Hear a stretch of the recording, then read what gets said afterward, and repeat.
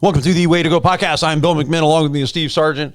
Been going through Steve. Now, I've been doing this thing, Seven Deadly Sins, by Dr. James Stalker, which I laugh every time we do the show about his name because it's just not a name I would.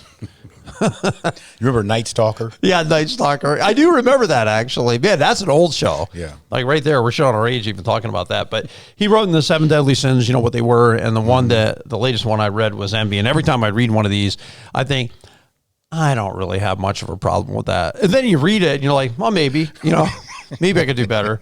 So it's been challenging, which I really, really appreciate. But he describes envy as grief or displeasure at the good of another, the good consisting of wealth or fame or any other possession which people prize. It's when you feel delight and exaltation in another's evil, in failure or ill success or any kind of calamity.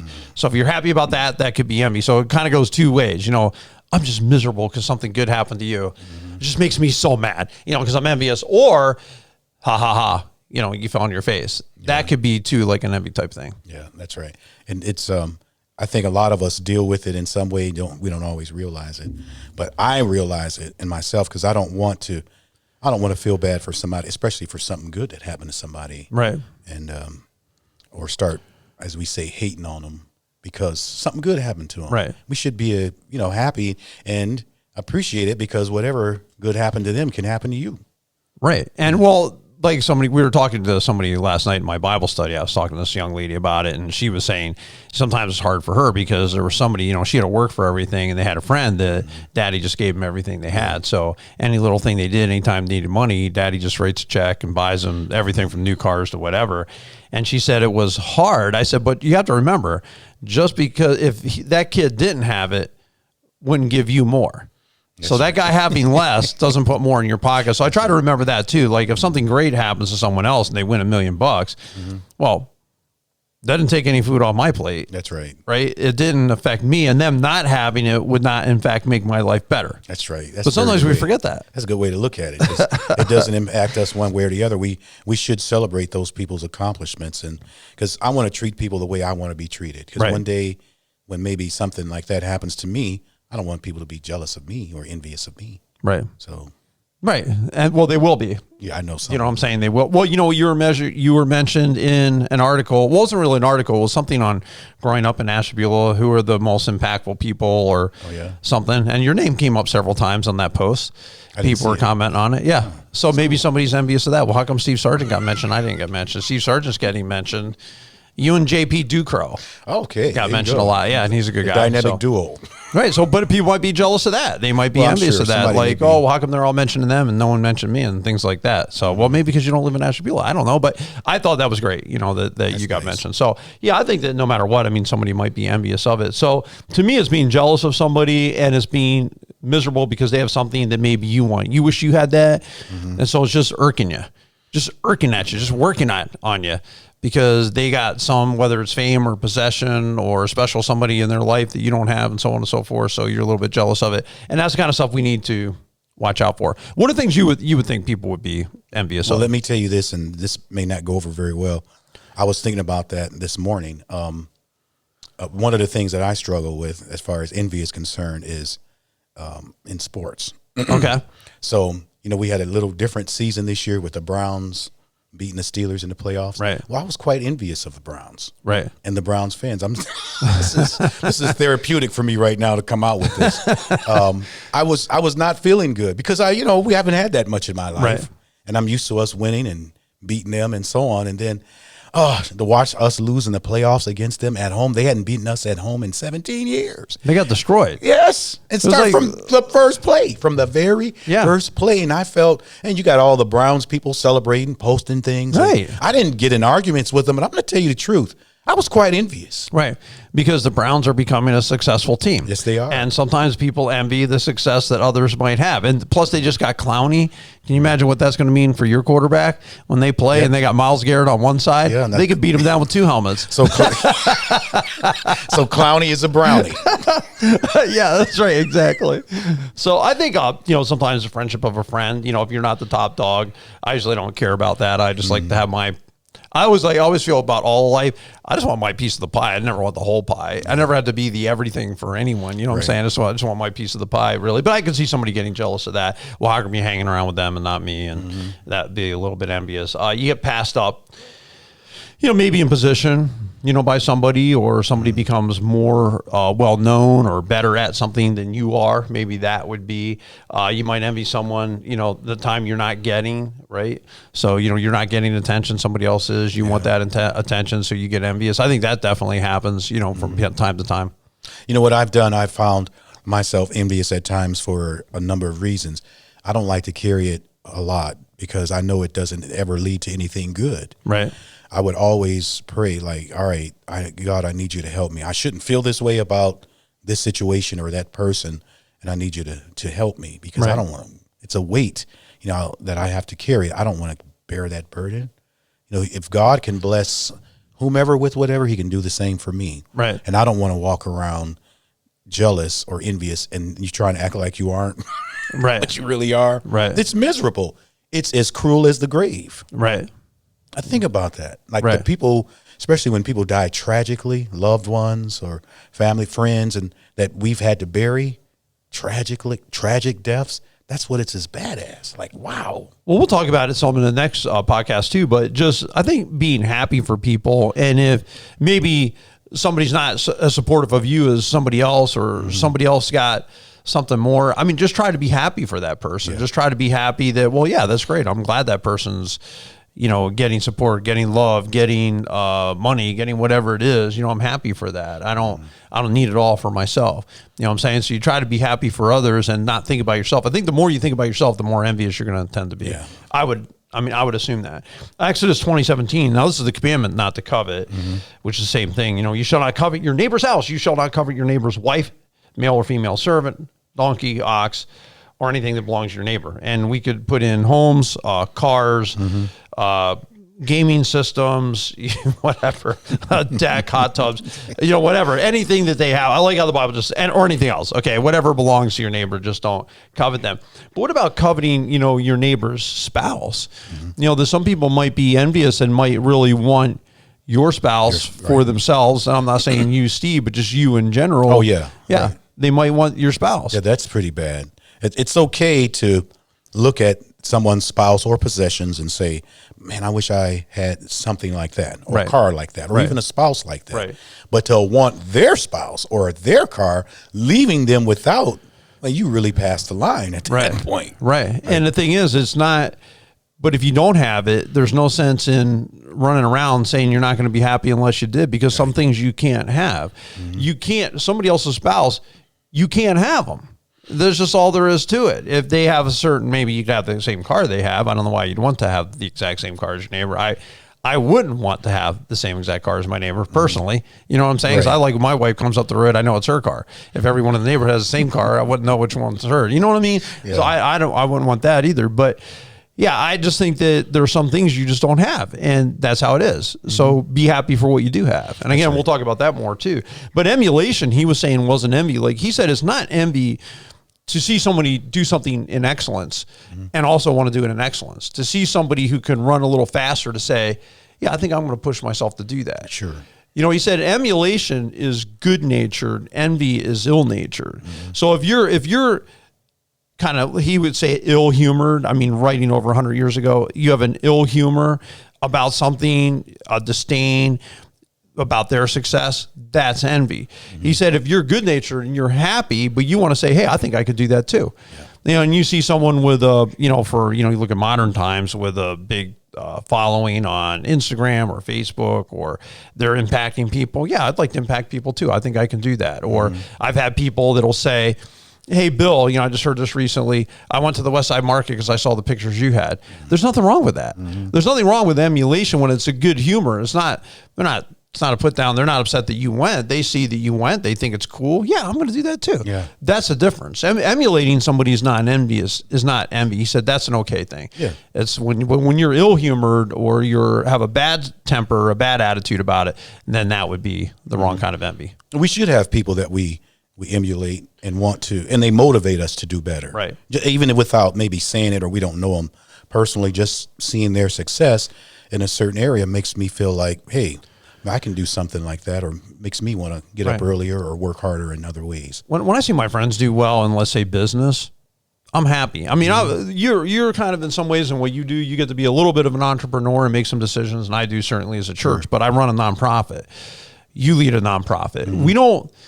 It's a little different thing than having your own business, but you still get to make decisions. You still get to run it in similar ways and do things that are going to be to the benefit of that. It's more of an altruistic motive, perhaps. It's not a profit line motive that you're working towards.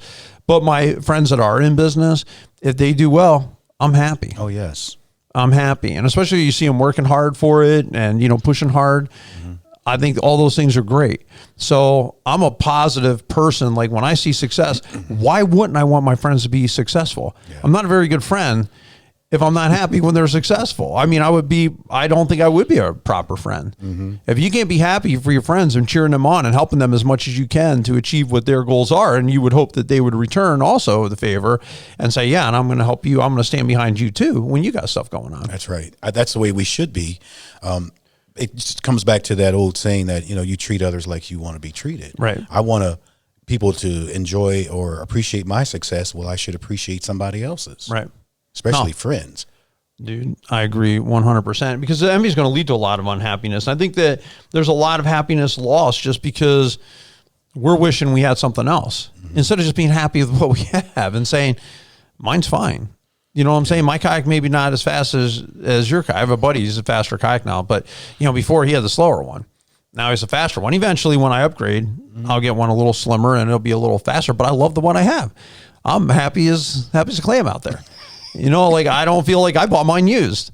I think it's great. It doesn't fall over and it's sleek and it tracks well, so I got a lot of camera equipment that I'm taking photographs with. A stable kayak's pretty stinking important when you're out there with a lot of expensive equipment, so I love it. I think it's fantastic. Yeah.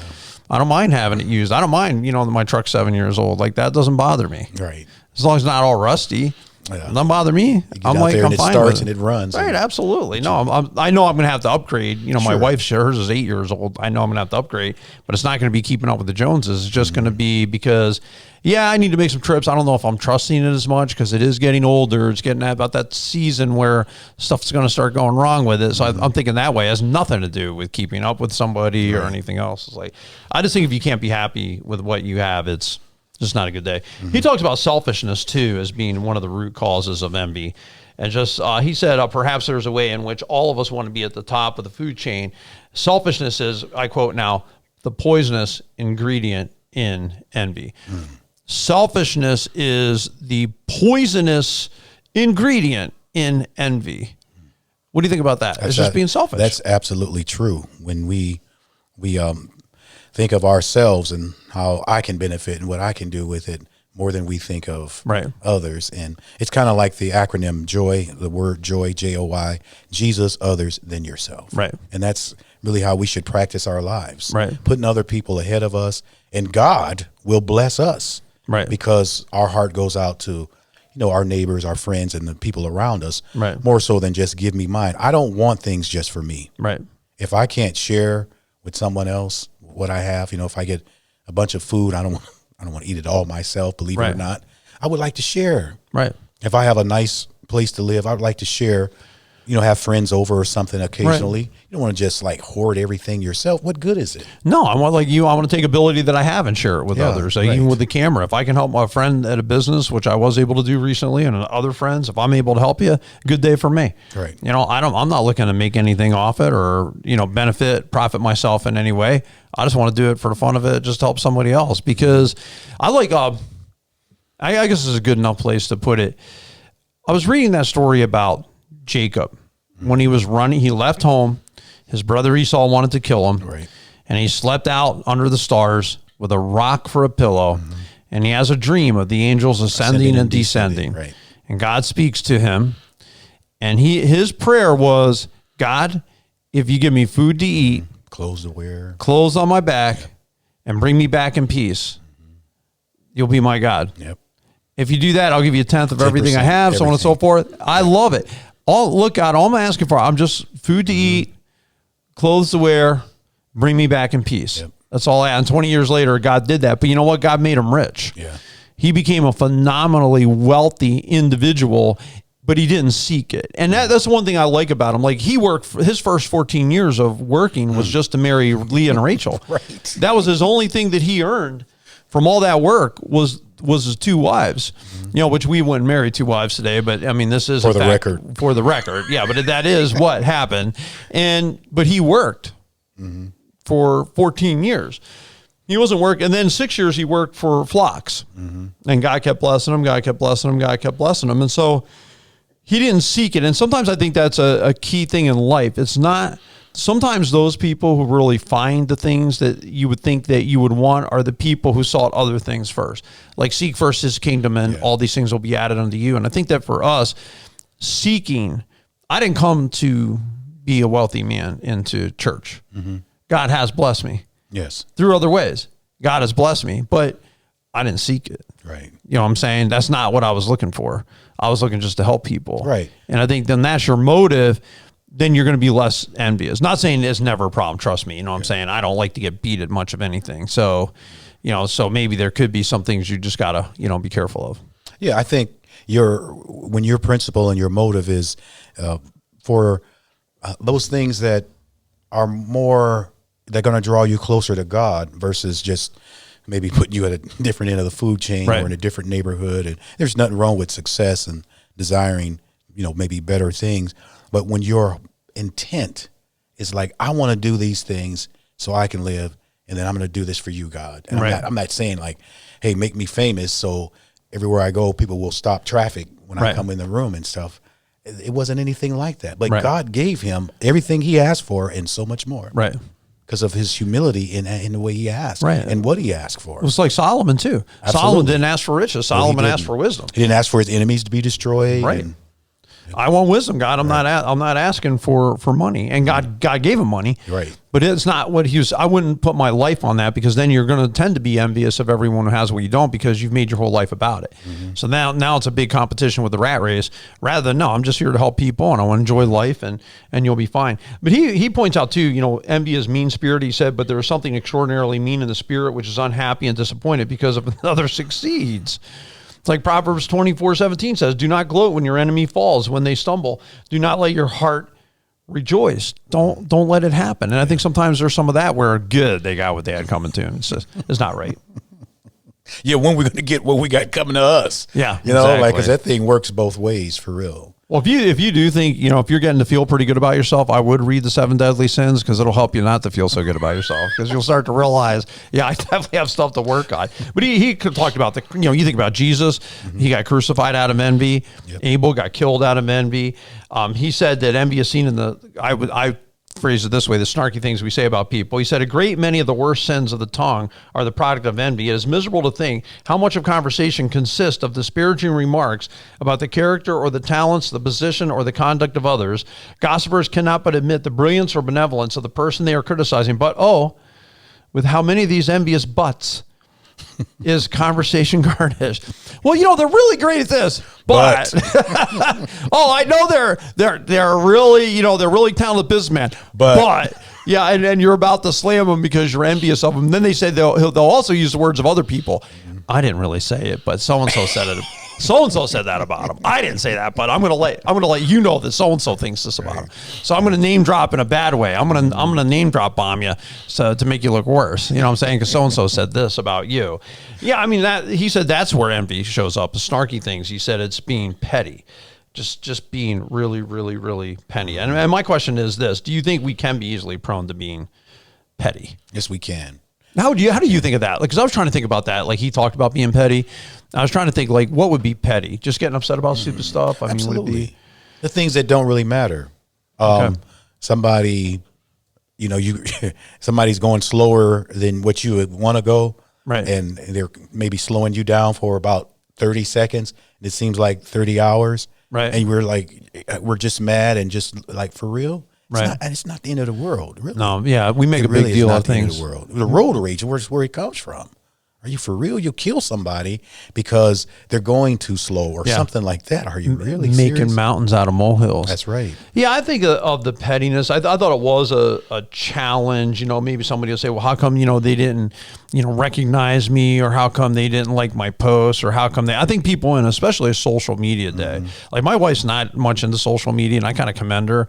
I don't have that option. Like, I need to be out there. And honestly, I was thinking the other day, I'm like, I'm not even going to put anything on my one account. And some guy goes, but Bill, I look for stuff there. Yeah. Like, that's what interests. I'm like, I've had that too. Fine. It's like, all right, fine.